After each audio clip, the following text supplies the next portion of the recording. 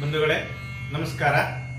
ಈ ದಿನದ ಶೀರ್ಷಿಕೆ ತಾನೊಂದು ಬಗೆದರೆ ದೈವ ಒಂದು ಬಗೆಯಿತು ಅನ್ನುವಂತಹ ವಿಚಾರವಾಗಿ ರಾಮಾಯಣದಲ್ಲಿ ಬರತಕ್ಕಂತಹ ಪಾತ್ರವಾಗಿರ್ತಕ್ಕಂತಹ ರಾವಣಾಸುರನ ಒಂದು ಘಟನೆಯನ್ನು ತಮಗೆ ಹೇಳಲಿಕ್ಕೆ ಇಷ್ಟಪಡ್ತೀನಿ.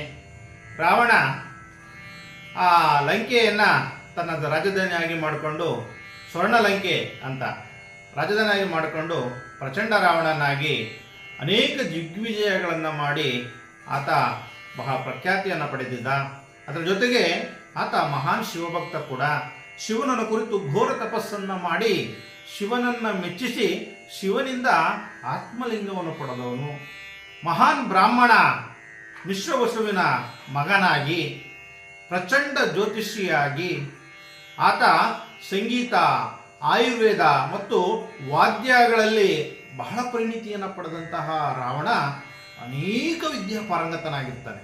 ಅಷ್ಟೇ ಅಲ್ಲ, ತನ್ನ ಏನು ಆ ದೇವತೆಗಳ ಮೇಲಿನ ಆ ಕೋಪಕ್ಕೆ ಏನು ಆ ನವಗ್ರಹಗಳನ್ನೇ ತನ್ನ ಸಿಂಹಾಸನದ ಮೆಟ್ಟಿಲನ್ನಾಗಿ ಮಾಡಿಕೊಂಡು ಆ ರೀತಿ ವೈಭವದಿಂದ ರಾಜಭಾರ ಮಾಡ್ತಕ್ಕಂತಹ ಈ ರಾವಣಾಸುರ ತನ್ನ ಹೆಂಡತಿ ಆಗಿರ್ತಕ್ಕಂತಹ ಮಂಡೋದರಿ ಗರ್ಭವತಿ ಆಗಿರ್ತಾರೆ.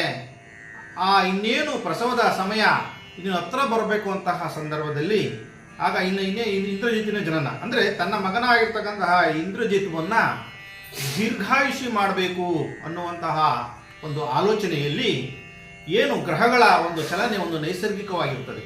ಇಂತಹ ಸಂದರ್ಭದಲ್ಲಿ ತನ್ನ ಮಗನನ್ನು ದೀರ್ಘಾಯುಷಿ ಮಾಡಬೇಕು ಅಂತಕ್ಕಂತಹದ್ದನ್ನ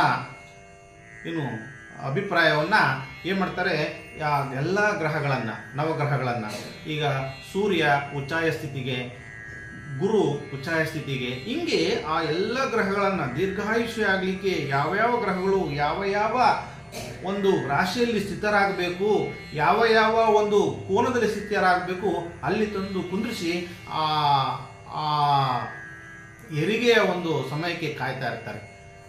ಆದ್ಮೇಲೆ ಈ ಪ್ರಕೃತಿಯೇ ಒಂದು ಚಲನೆ, ಅದರಲ್ಲಿ ಈ ನವಗ್ರಹಗಳ ಒಂದು ಚಲನೆ ನೈಸರ್ಗಿಕವಾಗಿರ್ತದೆ.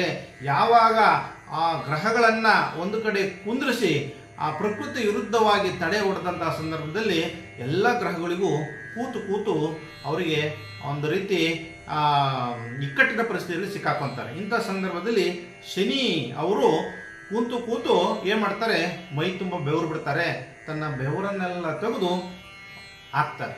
ಅಂದರೆ ಆ ಬೆವರಿನಲ್ಲಿ ಶನಿಯ ಮಗನಾದ ಮಾಂದಿ ಹುಡುತ್ತಾರೆ. ಅಂದರೆ ಆ ಮಾಂದಿಯ ಒಂದು ಜನ್ಮ ಕಾರಣದಿಂದ ಆ ದೀರ್ಘಾಯುಷ್ಯ ಆಗಲಿಕ್ಕೆ ಇರ್ತಕ್ಕಂತಹ ಆ ಗ್ರಹಗಳ ಸ್ಥಿತಿಗತಿಗಳೇ ವ್ಯತ್ಯಾಸ ಆಗಿಬಿಡುತ್ತೆ. ಇಂತಹ ಒಂದು ಸನ್ನಿವೇಶದಲ್ಲಿ ದೀರ್ಘಾಯುಷ್ಯ ಆಗಲಿ ಅಂತಕ್ಕಂತಹ ಒಂದು ಮನದಾಳದ ಒಂದು ಅಪೇಕ್ಷೆಯನ್ನು ಈಡೇರಿಸಿಕೊಳ್ಳಲು ಹೋದಂತಹ ರಾವಣ ಏನಾಯಿತು, ಆ ರಾವಣನ ಮಗನಾಗಿರ್ತಕ್ಕಂತಹ ಇಂದ್ರಜಿತ್ತು ಅಲ್ಪಾಯುಷ್ಯಾದ ಅಂತಕ್ಕಂಥ ಒಂದು ವಿಚಾರ. ಅಂದರೆ ಇಲ್ಲಿ ತಾನೊಂದು ಬಗೆದರೆ ದೈವ ಒಂದು ಬಗೆಯಿತು ಅನ್ನುವಂತಹ ಒಂದು ವಿಚಾರ ಇಲ್ಲಿ ವ್ಯಕ್ತ ಆಗ್ತದೆ. ಆದ್ಮೇಲೆ ಇವತ್ತಿನ ಒಂದು ಆಧುನಿಕ ಯುಗದಲ್ಲಿ ವಿಜ್ಞಾನ ತಂತ್ರಜ್ಞಾನ ಬಹಳವಾಗಿ ಮುಂದುವರೆದಿದೆ.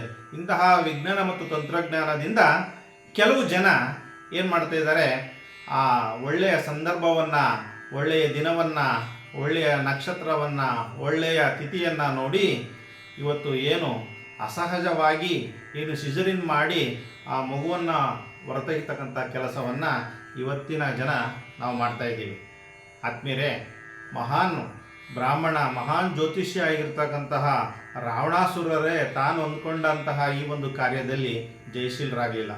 ಇಂತಹ ಸಂದರ್ಭದಲ್ಲಿ ಸಾಮಾನ್ಯ ಜನರಾದ ನಾವು ಈ ಪ್ರಕೃತಿಗೆ ವಿರುದ್ಧವಾಗಿ ಶುಭ ಒಂದು ನಕ್ಷತ್ರವನ್ನು, ಶುಭ ದಿನವನ್ನು ನೋಡಿ ನಾವು ಆ ಸಿಜರಿನ್ ಮಾಡೋದರ ಮೂಲಕ ನಾವು ಮಗುವನ್ನು ಪಡಿತಿದ್ದೀವಲ್ಲ, ಇದನ್ನು ದಯಮಾಡಿ ನಿಲ್ಲಿಸಬೇಕು ಅಂತಕ್ಕಂಥದ್ದನ್ನು ನಾನು ತಮ್ಮೆಲ್ಲರಲ್ಲೂ ಸಹ ಮನವಿ ಮಾಡ್ಕೊತ ಈ ಮಾತನ್ನು ಮುಗಿಸ್ತೀನಿ. ಜೈ ಹಿಂದ್.